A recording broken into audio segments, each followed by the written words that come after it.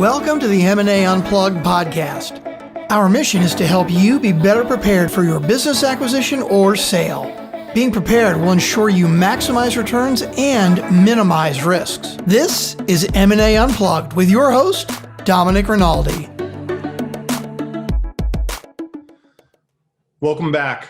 I'm Domenic Rinaldi, host of the M&A Unplugged podcast. Interested in hearing about new ways to grow your business? If so, you're going to love today's episode. My guest, Jaryd Krause, specializes in helping people buy online businesses. He's successfully acquired and grown several of his own online businesses, and he's seeing an uptick in traditional businesses looking to grow and diversify by adding an online business component. He's so passionate about this that he now dedicates his time to helping other people buy online businesses. He's a guru and a hell of a nice guy. What you'll hear today is that there are many opportunities to plug an online business into your traditional business with a path to immediate revenues and profits. Listen in and think about how this strategy can help you accelerate your growth. Before we get into the episode, if you want to avoid common deal pitfalls, the risk of losing substantial dollars, you need to know how ready you are for a transaction. Because I believe proper preparation is so critical to your deal success, I have decided to open up enrollment in my coaching group for applicants who are interested in improving their knowledge and skills on how to buy or sell a business. I'm limiting enrollment, so contact us as soon as possible if you are interested. You can do that by sending an email to info@k2advisor.com and mention that you're interested in our coaching. Being prepared is critical to ensuring that you maximize returns and minimize risks. Thank you for being here and hope you enjoyed today's episode.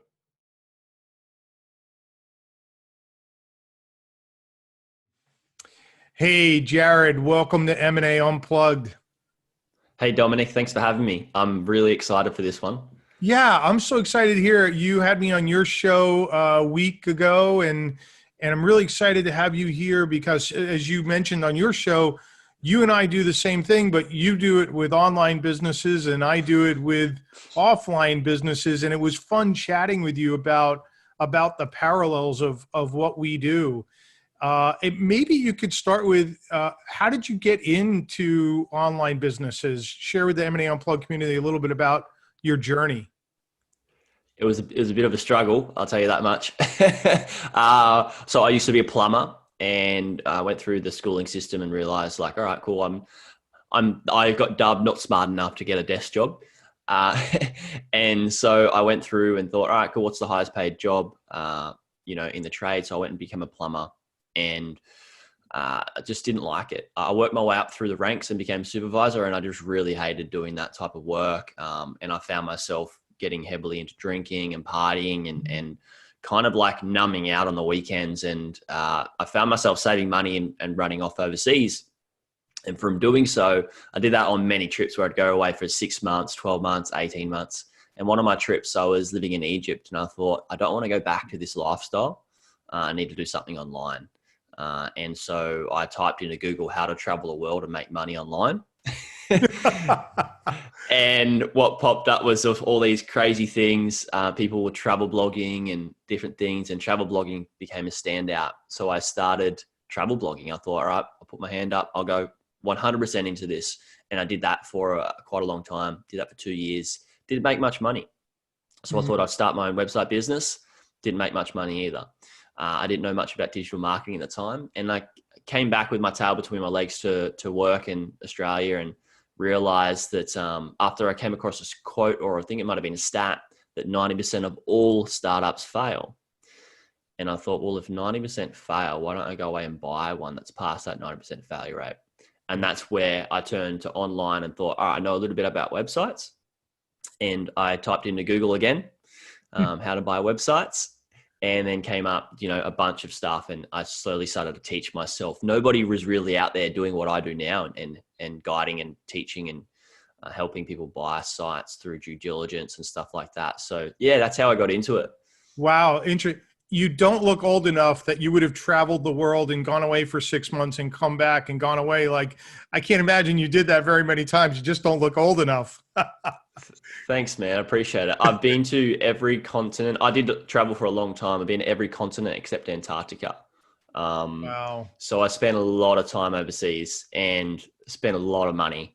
But it was definitely worth it. There's the worldly experience that you gain from doing that. Yeah. It really humbles you, and you become so grateful for everything that you have around you, especially when you go to these, developing countries. Yeah, without a doubt. Well, thankfully you got all that stuff in before the world's gotten a little bit crazier. It's a little bit harder to do that these days, right? Oh, so hard now. Oh, impossible, actually. Yeah.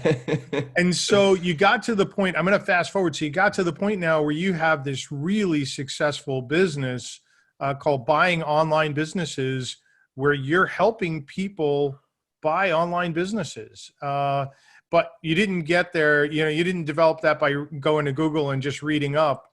You learned it, School of Hard Knocks. You bought a few of your own. Yeah, correct. So I went through and I bought my first business, and I learned a bit, and I was like, wow, hang on, like this is actually making money. And I was really excited. And then, I think it was 6 or 7 months later, I bought another one. And over that year span of buying my first 2 businesses, might have been a bit longer, might have been 14, 15 months, I started earning more money from my websites than I was from my full-time gig as a supervisor for this plumbing firm. And then I bought another one. And then that's when people started, I quit my job after 2, went traveling for a year and a half and surfed through Central and South America. And then people still like, hang on, dude, like, how do you do this and not work? And they find out, and then they're like, man, you need to teach me this stuff. And that's when, after that trip, I just went fully into help mode, I guess, service mode, and teaching people what, like, the process that I sort of learnt myself.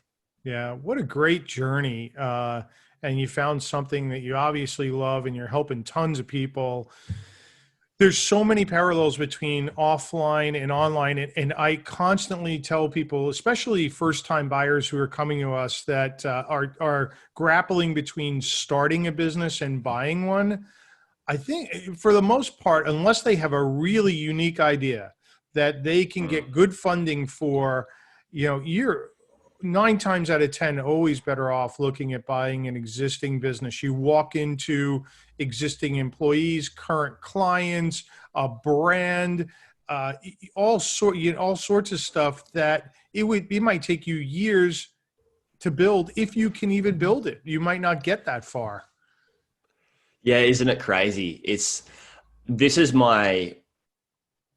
a sore pressing point for me, because I went through that stage of, like, if you want to be an entrepreneur and you want to sort of make a good amount of money and make a living on your own, start your own business. And everybody's under this misconception that you should, if you want to, have your own business, you need to start it from the ground up, and you need to be self-made, and all these things that I feel certainly put millennials back even further than where they were at when they first started. And not just millennials, but kids, that are trying this and putting all their money and time and effort and energy into it, and they just come away with their hands burned and trauma on, like, I'm not going to go down this route again, when they can actually have that lifestyle as a business owner if they learn from somebody that, say, such as yourself, that can, buy a business that's already established. And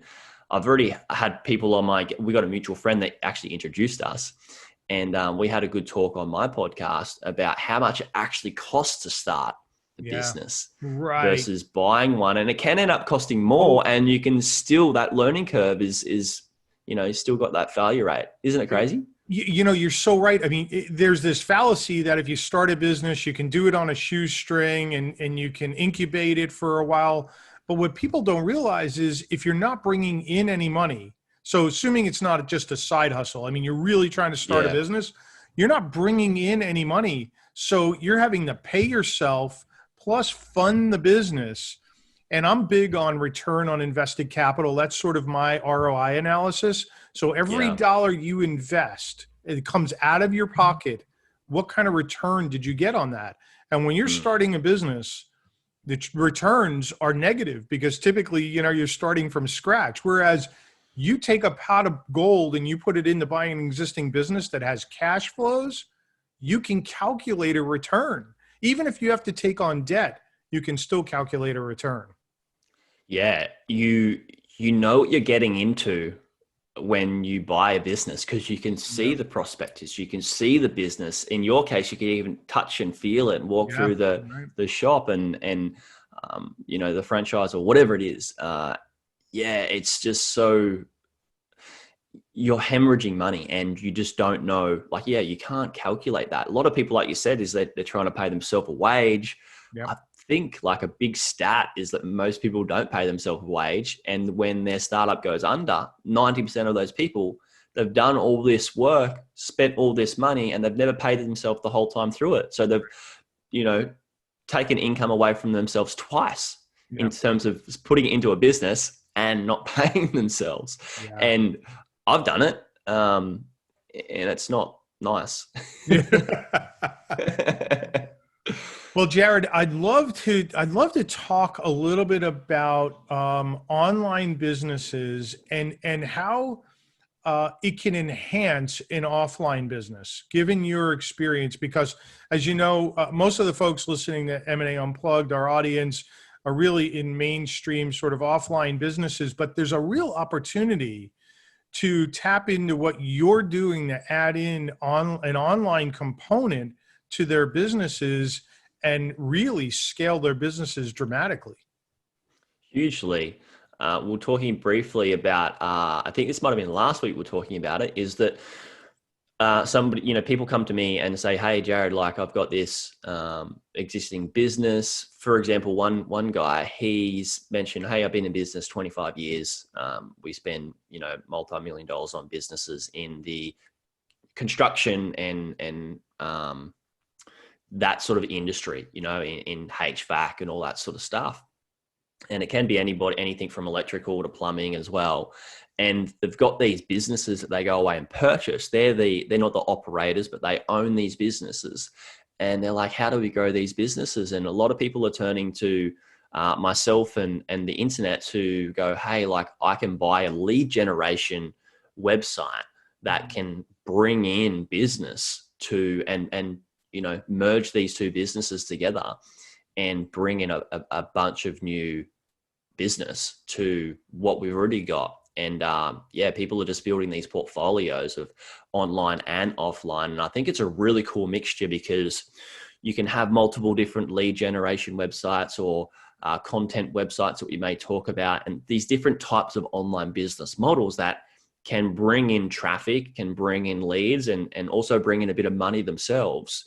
But also pushing that towards those brick and mortar businesses, those offline businesses. It's just a really cool combination in the sense that things can change online, algorithms and things and business models can change very quickly, and things can change in the offline world, and where we may not be getting so many leads from, just our offline, like funnels or however you like to call them, our offline streams of how we get people in, the online may pick it up, such as COVID, where people are like, hey, we don't want to be letting people into our home to fix our air conditioning and all this sort of stuff. But, we can get quotes online and put a deposit down and get it cheaper when people do start to open up their doors and that sort of stuff. So there's really cool opportunities.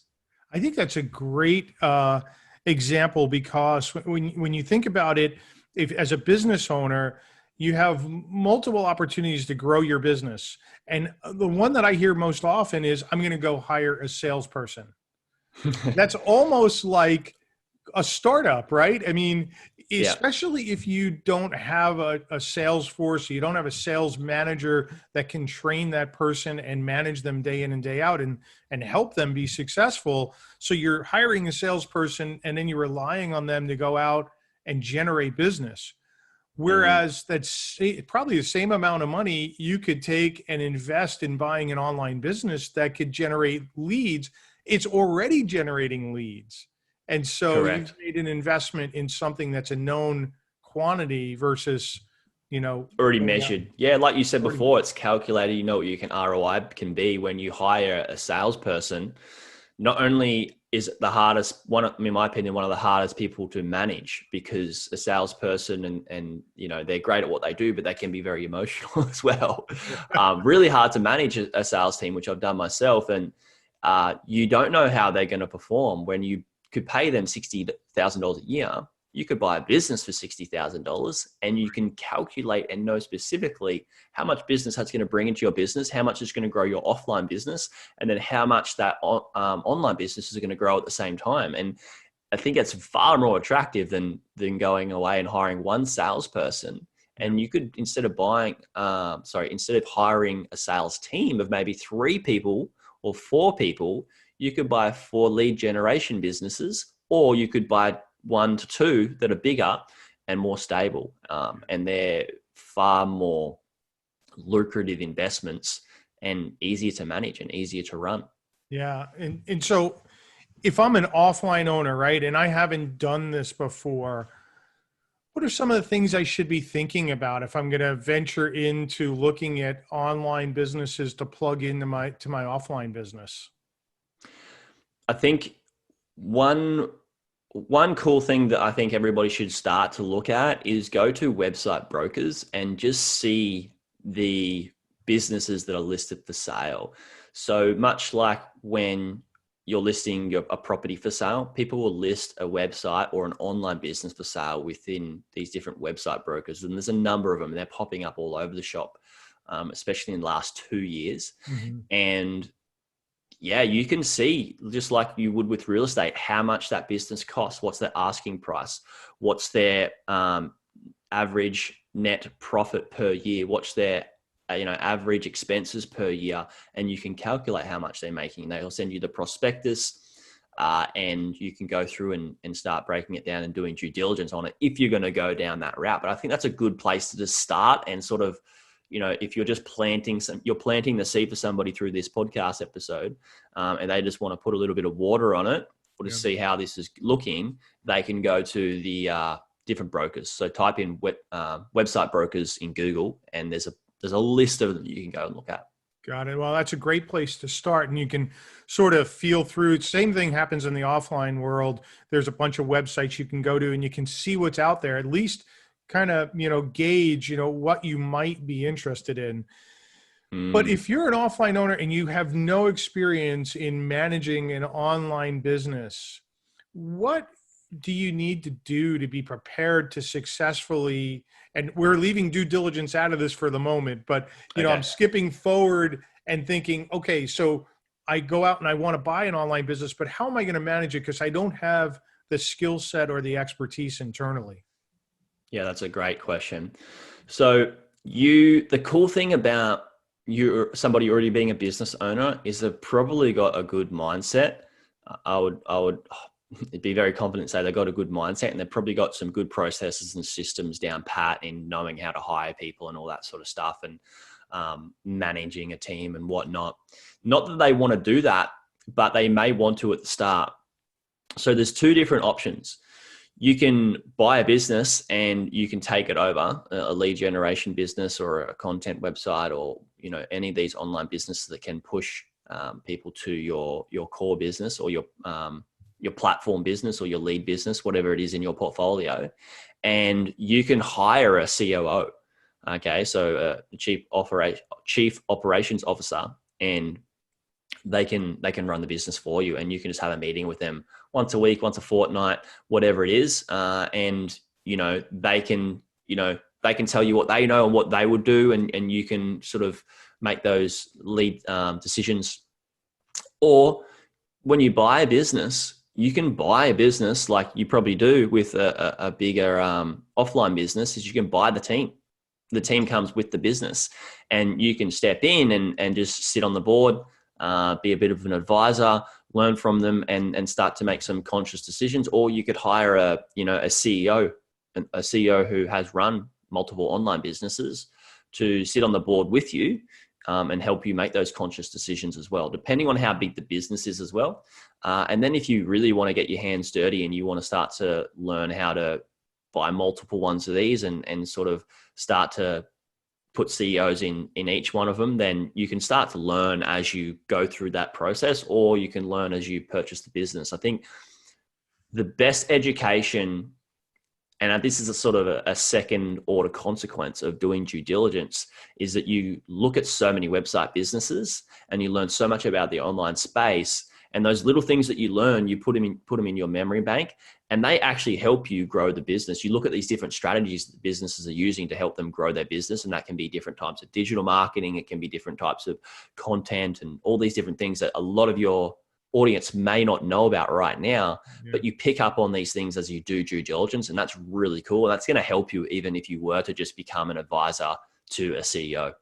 Yeah, because one of the challenges that I see in the offline space, Jaryd, is, people don't necessarily live and breathe Google algorithms, and they don't understand how the digital world works day in and day out. So I think it's a bit challenging for people to take that step and say, okay, I can easily fit an online business into my offline business.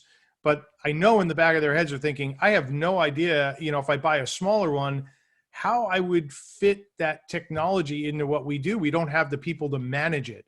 So you'd almost have to buy one that has a team with the knowledge.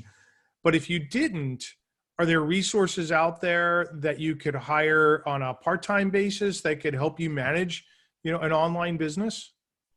Yeah, there certainly are. There are people that help you that are in my space that are, they don't have the most capacity, and this space is still growing as well, but there are people that do help, run businesses and manage businesses, certainly. So I would say, if you're coming down this route, seriously, you can reach out to me and ask, and it's going to be dependent on the business you end up buying, because some of these people are really specific in one type of business model, as opposed to other. And I know multiple different operators and funds and things that people may want to be a part of. So I'd say reach out to me and ask and be more specific, and then I can help put those people in the right position for different operators, or at least help them sort of find somebody who may be right for that type of business. Yeah, but there's definitely those options.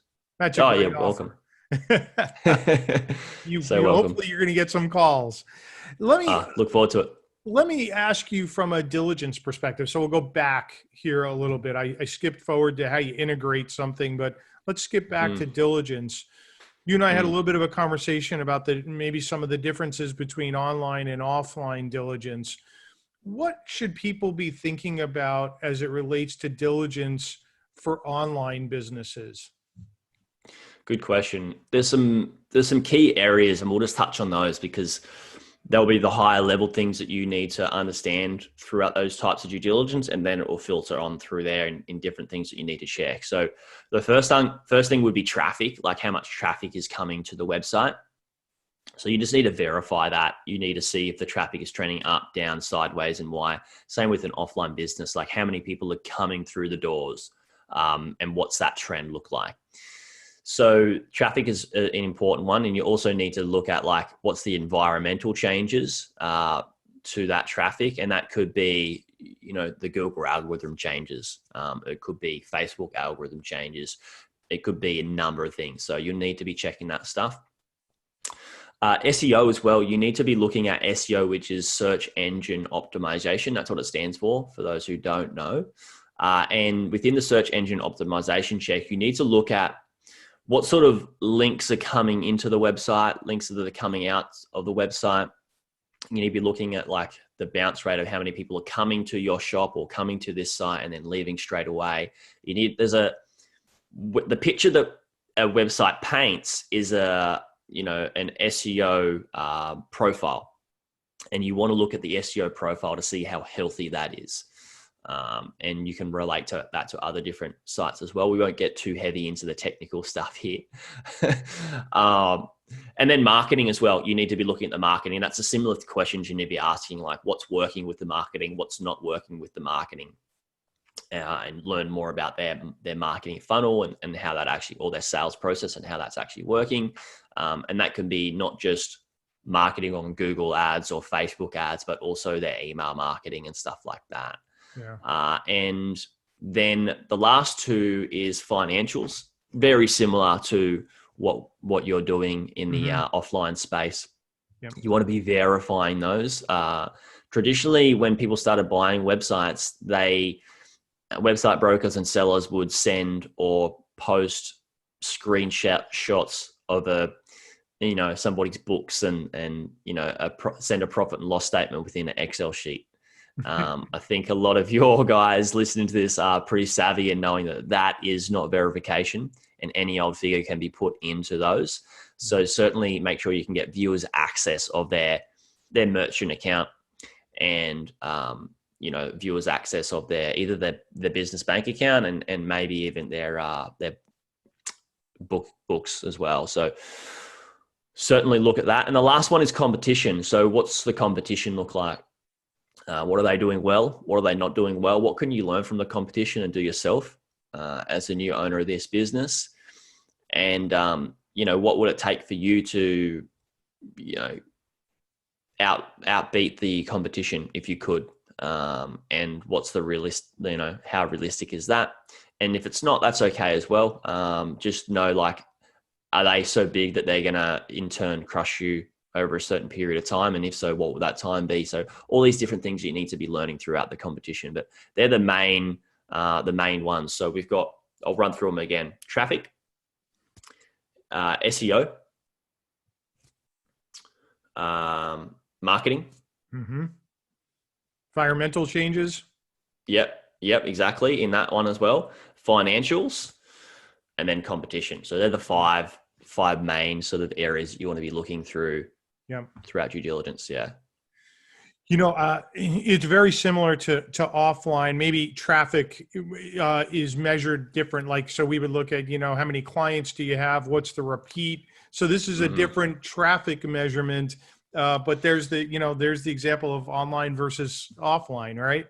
When it comes exactly. to financials, we're always wanting to verify tax returns when it gets to a certain stage, because I've never seen anybody over-report their revenues and under-report their expenses when they submit their tax returns to the government. So that's usually our standard bearer for checking financials, as at least a first level, and then you dig deeper from there. I like it. Yeah. But there are so many benefits to having an online business. 24/7 access, right, and global access, right? You're now not worried about just a trade area. Who knows where clients are going to come from, right? You might be able to deliver your services in a cheaper fashion, or a way to maybe bring your offline product into online and deliver it at a lower cost. Yeah, certainly. The opportunities are absolutely endless, and our space, the online space, just changes, a lot and rapidly, and it's really cool because just the opportunity is just infinitely abundant. I think those two words are the best way to describe it. And say, for example, like you said before, you can go global. You buy a lead generation website, the traffic comes in and you gather their data and their information for a problem that they want solved. And that could be anything from electrical, HVAC, it could be emotional healing as well, like psychology, and it could be virtual or offline. And you can sell those, you can take those leads that come into your jurisdiction in your area or your country or wherever you're practicing in the business offline business that you own. Those other ones that you get from around the world and they start to grow, you can sell those leads off. So that can be a good income earner for the business as well. Yeah, that's which is cool. A great point. Yeah, it's a great point. And then, you're selling products in your physical store and you go online you may start to put those products on Amazon or start to sell them online. And then that online business might override and become more valuable and do more business online than it does offline. You open up your whole market Yeah. And I think that's really cool. And not just because I'm huge about value and serving, and those who add the most value in business have the most valuable life, I believe, or, a really good life. I think it's quite equal. And when you do that, it's not you're just serving one area, you're serving the whole world possibly. And it's just, you get to help more people with your business. And I think that's really cool. Yeah, I totally agree. And I think it goes so far beyond, you have a fixed location and you add an online business. I mean, you think about distribution businesses, and you think about manufacturing businesses who maybe traditionally have thought, well, I have this, group of clients that I service. Well, maybe you could start servicing accounts all over the world potentially, or at least in a broader geographic area by going online. And a website, oftentimes is just not enough. You need another component to that. So, Yeah. Jaryd, in our coaching platform with K2 Advisor, we help people understand how to buy a business, everything from sourcing to evaluating, diligence, all the steps that get people to the closing table. And I know you run your own platform. Do you take it from a life cycle approach? Do you help people understand how to source right through how to close a transaction? Correct. Yep, all the way through. So a lot of people that come to me, I traditionally started teaching people who were in the trenches, literally in the trenches as a plumber or a sparky, and started teaching people that were tradies because I wanted to help people get out of that lifestyle, because I think that's quite toxic, especially not just for the body, but the environment and the mindset of some people on the job site. I just don't think it's healthy, and I wanted to remove people away. I wanted to help them get out of that. So a lot of people traditionally started coming to me with zero experience, and still even today, people will listen to my podcast and be like, I know nothing about this. They'll consume every single episode of my podcast, and they'll go, all right, cool, I want to start this. They've learned a little bit, and they come in with almost no tech skills. All the way to them owning their first website business and running it, and also scaling it and growing it. So a big part of, like, I've just opened up just recently my mastermind, where I stopped one-on-one coaching for a number of years, and opened up my mastermind to people who've bought businesses and take them to the next level with the businesses that they have bought as well. So it's a fun experience. So just to be clear, you run a membership site to help people to learn how to buy, and now you're doing a separate mastermind once people have bought to help them to scale the business to the next level? Yeah, correct. So when you join the membership, it's just self-paced. You can learn as you go, break down all the lessons, learn everything. They obviously get a little bit of help from me and guidance and support. They ask questions into the community. And everybody helps one another, which is quite cool. We do some virtual events and stuff like that. And then once they've bought a business, they can, in the community as well, I still have lessons on how to grow your business. So they don't need to work with me one-on-one and join the mastermind. They can still grow their business with being a part of the community still. But if they want strategy and really take it to the next level, that's where they start to work with me. And I offered this because I was getting great results for clients years ago. And we've already started getting great results now, but it comes to a certain point that you don't need any more data. You don't need any more information. You don't need to watch any more videos. You need somebody that's been there, done that, and can look at your specific business and give you the right strategy tailored to where they're at. And I think that's a whole nother step. Yeah. That makes sense. Yeah, no, it makes total sense. I get that. I have the same thing in our coaching where, we'll help people at the early stages, but if you really want to scale, you can't get it all online. Sometimes you just need somebody to, put their eyes on it and talk to you and hear about what you're trying to do. Sometimes you have to put it in a context and understand, well, where are you really trying to get to? So we can help you move the needle. Yeah. And I also heard in different places, you pay for the information, not the information that you don't know, but the strategies and information you should not use or go down as well. Because when you're online, there's information overload, and there's like 2 gazillion, and I could say the opportunities are infinitely abundant, like I mentioned before, in ways you can grow your business. And that can send you any old way and take you completely off track. And I find that happens a lot with business owners when they get to a certain point. And it really is so valuable to, to the book Essentialism by, I think it's Greg McKeown, is just knowing what to say no to and knowing what to focus on is key. Yeah. Hey, Jaryd, it's been such a pleasure to have you here. I really appreciate all the information. If folks in the M&A Unplugged community wanted to reach out and get in touch with you, how could they best reach you? Sure. Just go to my website, buyingonlinebusinesses.com. So it's buyingonlinebusinesses.com. There's a contact page there. And if people want to, go through all my free resources and podcasts or whatever, they can check that out there as well. Awesome. And thanks so much for having me. It has been a blast. I love talking about business. Yeah, it's been really great getting to know you and share and compare stories offline to online. So all the best, and thanks for being here. Thank you so much, Dominic. Appreciate it. I hope you enjoyed this episode. All of today's information will be available in the show notes. If you enjoy our content, please remember to subscribe and review our podcast. I look forward to seeing you again on the next episode of the M&A Unplugged podcast.